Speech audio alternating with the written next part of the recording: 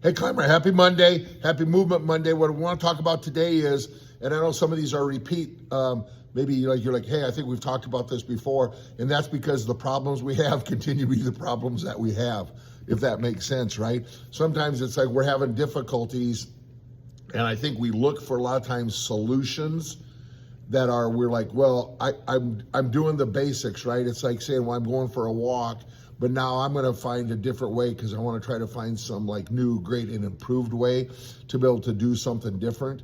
And so we quit doing our walk and try to find the new fad that we're supposed to do. There's different fad walking programs and all these other things. And sometimes it's like, just get back to the basics. And the basics is walk. Yes, there's interval training. Yes, there's Tai Chi walking. Yes, there's all these different systems. I say training systems, right? Here's one of the things I talk about all the time, gang, with all of our athletes and everything.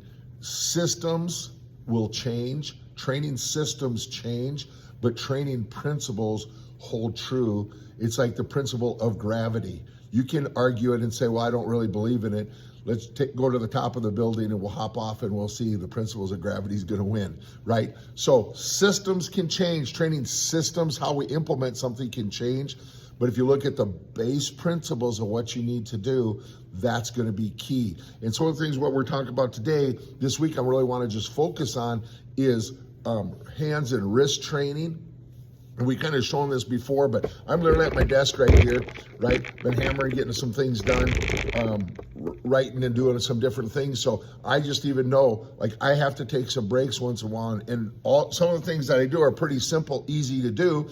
As I'm typing away about every hour, I'll just take a few minutes, 5 minutes or so. And one of the exercises I do is, if you can see this, I'll move it in kind of close. What I do is I just do my finger lift. So what I'm going to do is I just lift finger to finger and put almost like a stretch on the finger of what I'm going to do. And I'll just do 10 rounds of that to get my hands activated. Then I do what I call spider push-ups. I just go down and do my finger slides. And I'll do 10 to 15. So on this one, what I'm doing is I'm really pushing into the desk as I'm bringing my hands up, and I just call them spider push-ups, and bring my hand back down and let it go slide. And I feel that all the way in the muscles up into my hands. I even feel it into the wrist to be able to do some of those type of things. So I'll do 10 to 15 spider push-ups, okay? Going through. And then from there, just nice, simple, and easy, I just do my stretches. So I'm going to take my hand, and I'm just bringing it back, and I'm going to hold that for about 30 seconds, right? And I'm going to feel that all the way up into my forearms. And of course, I do both sides, right hand, left hand, right? And I'm just trying to work to pull that hand back towards my forearm. I don't want to make pain, but I want to put a stretch on it when I'm going to do that. And then I'm going to come this way. A lot of times what I'll do is I'll just take my hand and I just push back and think I'm going to push my wrist underneath the desk to push. And again, I'm going to hold for about 30 seconds and I can release and try to go back and through. So about every 5 seconds, I'm going to release and push through and do that for about a total of 30 seconds. And again, of course, I do right hand, left hand coming through. And then I'm just also going to go, I go this way. So if I'm going to go in and out.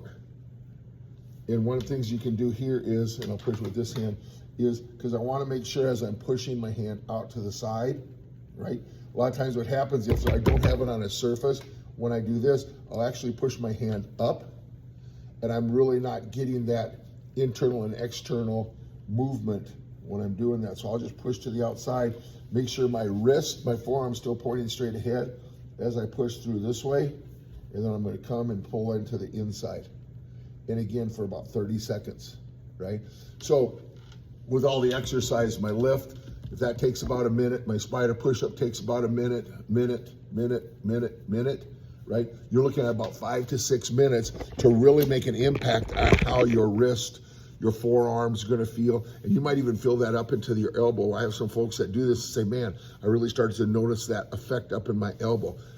we talked about before too, gang. It's a whole kinetic chain. Everything's working together when we do this.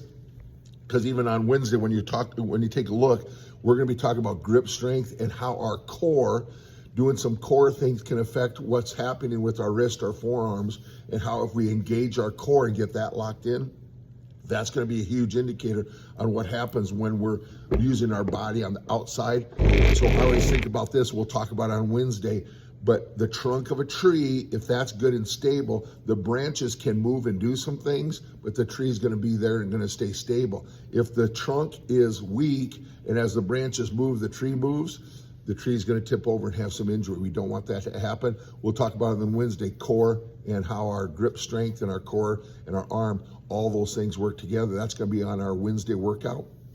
Try these today with our Monday moves.